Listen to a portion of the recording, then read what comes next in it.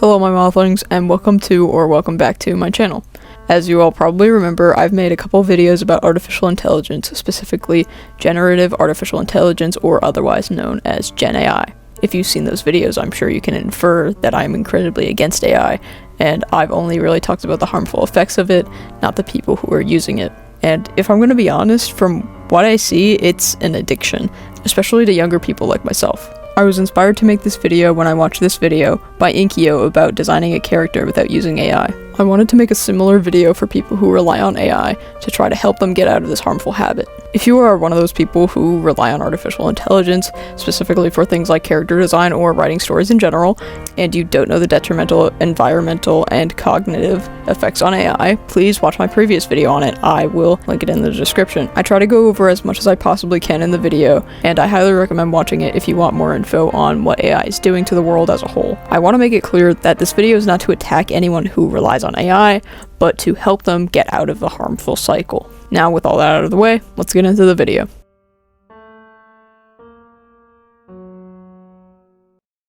I'm sure you've all heard of Picrew before. If you don't know what that is, it's basically a website where you can make all sorts of different characters. There's full body Picrews, profile pictures or icons, human designs, furry designs, robot designs, and even stuff from different fandoms. And they're all made by real artists. I actually use Picrew all the time for my character designs. I've used it for my OCs, my game characters, and even some fandom OCs like my Murder Drones OC and my Cookie Run OC. Since I'm an artist myself, those designs have changed and developed a lot over months or even years, but I've also made updated designs on Picrew as well. For this section of the video, I'm going to demonstrate all of these examples I have, so I'm going to do a couple Picrews for this section. I'm going to start this off with the Picrew I go to basically all the time for character designs, named Something About Them by dogsmokes_09. For this one, I wanted to make my real life appearance since I'm lazy, and I also haven't done my real life appearance in this Picrew ever since I got my hair dyed, so I wanted to do a little updated version of that. I just got my hair dyed green with blue roots, and it's really cool, and for Christmas I got a bunch of cool clothing and jewelry that add a lot to my outfits. I don't technically have the boots I gave myself in this Picrew, but I do plan on saving up for some platform boots, so this isn't completely inaccurate. I paint my nails pretty often, normally purple, but there wasn't purple for this Picrew, so I chose black instead. And yeah, that's pretty much it. Obviously, I don't look exactly like this in real life. I would say I look a little bit more masculine in real life, of course, but for the most part, it resembles me, especially the hair.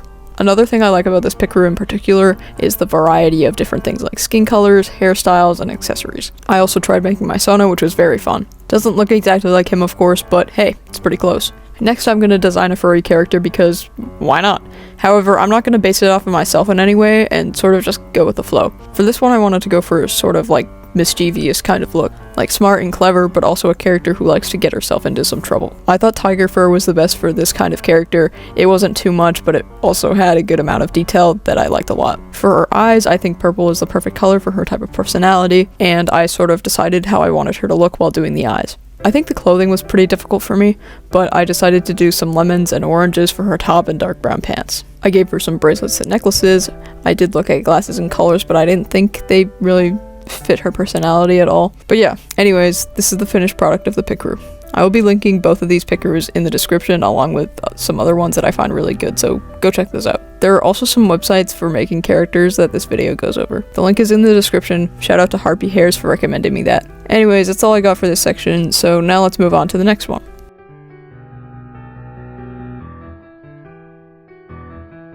I'm sure you've all heard of or seen Gacha life, whether it be mini-movies, music videos, singing battles, reaction videos, or animations. Gacha life basically ruled the internet from between 2018 and 2020.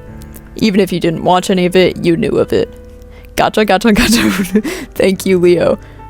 Okay, I was writing this script during art class, and my friend just typed that into the script, so shout out to Leo. Thank you, Leo. We all love you.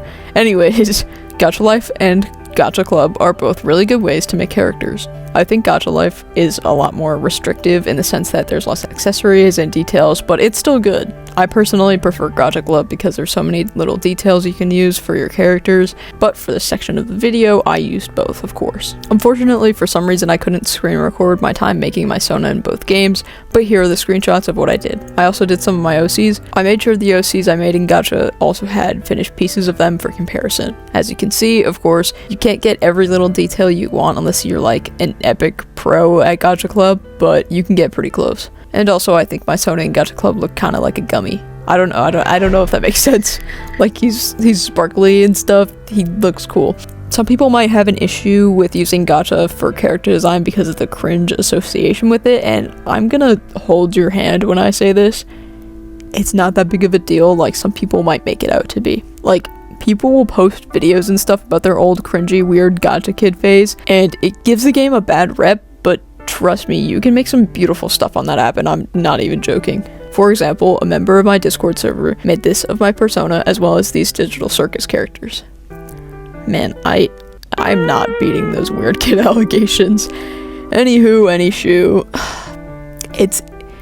it's really not that weird to use Gacha for things like this, in my opinion. Please don't let other people's judgment dictate how you create things. Especially if you have a vision of how you want a character to look, these things probably work a lot better than AI. I'm not even saying that in an I hate AI way. I mean, I do, but that isn't the point. I think Gacha has a lot of options for you to explore and stuff to make your character look how you want them to. And the same goes for everything else in this video. That's all I have to say about Gacha, so let's move on to the next section.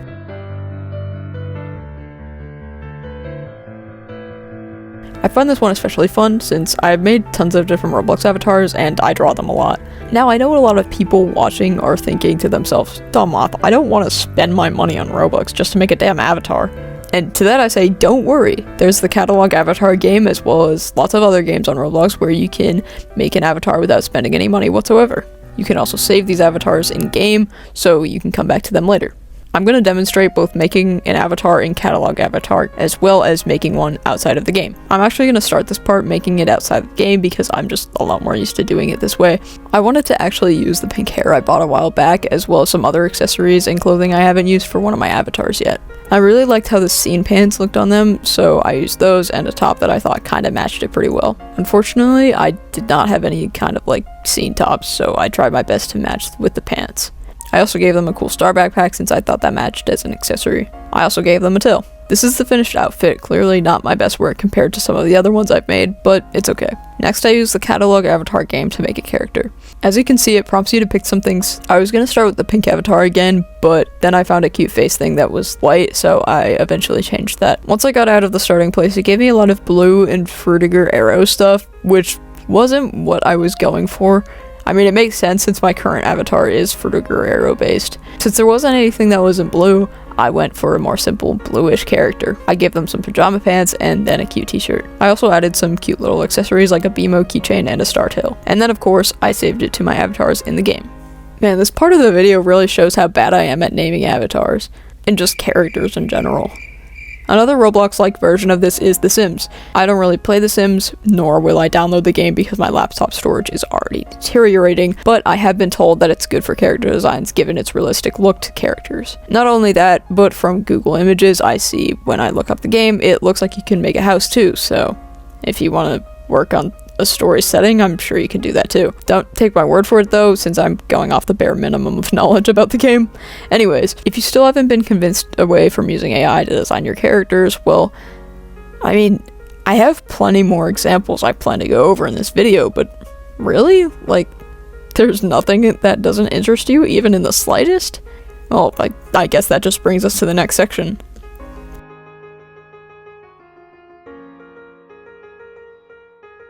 Alright, I know the title might make you roll your eyes and say, "Dummoth, if I didn't want to pay for Robux to make a character, why in the world would I want to pay money for art when I can have AI make it for me for free?" Well, my little AI brain-rotted freak, that is why the title of this section also has requesting art, and I'll get into that in a bit, but first I'd like to go over low-priced commissions. For example, my commissions are, in my opinion, reasonably priced and very affordable. The lowest commission I will give you is only $10, while the most expensive for one character would be $48, so, you know, nearly 50. If you take away the background and make it only a shoulder-length drawing, then it would be 40. The funny thing about this is that I've not only seen artists more skilled than me give lower prices, I've paid for commissions like these where I would have paid so much more if they had asked me so. For example, take a look at this beautiful drawing of my Cookie Run Kingdom OC Aperol Spritz cookie. This was only $20. If you had commissioned me for something like this, it would have been between 30 and 40, unless you're Redford paying for your 100th commission for me.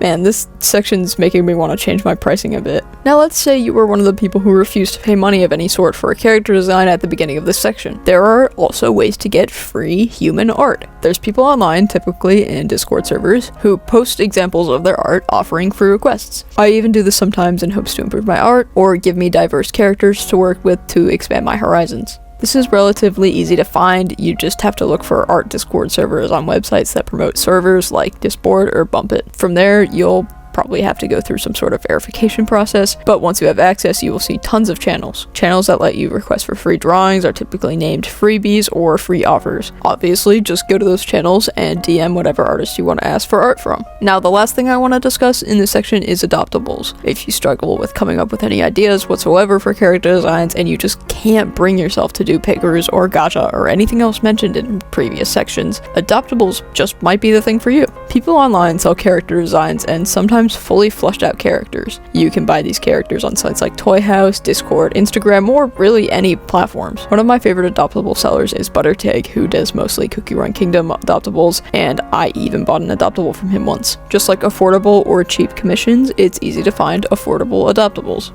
I didn't do any sort of outro for this section, so that is the end of this section. I should keep that in the video.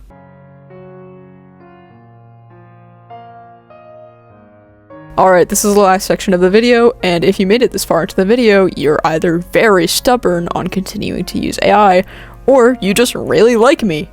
If the latter applies to you, I suggest subscribing. It helps my channel out a lot, and you can also hopefully get more art tips from me in the future. Now, without further ado, let's talk about photobashing. The term photobashing is used to describe mixing multiple photos together to make your own creation. This has been surfacing as a trend on art TikTok a lot recently, as people have been photobashing images and editing them to make realistic versions of their OCs. If you're good with editing, this might just be the right choice for you. I think this is definitely a lot more complex than some of the other ideas I went over in the previous sections, but it is a really fun idea. I do plan on taking part in this trend eventually, even if it's late, which it probably will be. But for now, here are some example videos of what I'm talking about.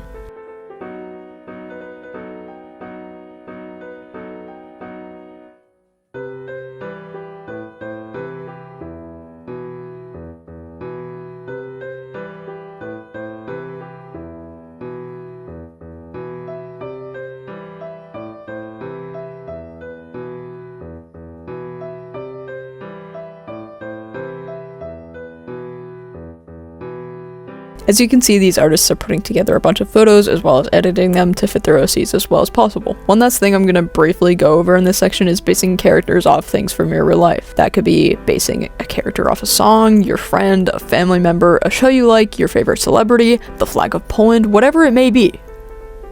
Whatever it may be. I actually plan on making a video like this where I take random yet significant things from my personal life and make characters out of them. This doesn't necessarily get you an actual finished design for a character, but it can definitely help get those creative juices flowing and give you some ideas. That's pretty much all I have for this section, so that brings us to the end of today's video.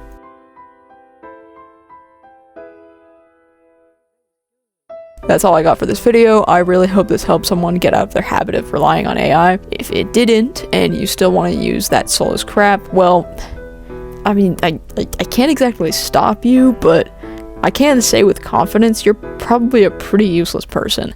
And I try not to be rude with things like these, but when people are given factual reasons not to use things like AI and don't budge, it's really hard for me to not feel some form of dislike or distaste for that kind of person. It really just shows how lazy you are, and also it's pretty telling of who you are as a person. Alright, I'm done with my deep philosophical speech. I hope you enjoyed this video. If you have any future video suggestions or you just want to say hi, be sure to leave a comment. I try to reply to as many comments as I can. Please consider subscribing to my channel, and I will see you all soon. Goodbye, my mothlings.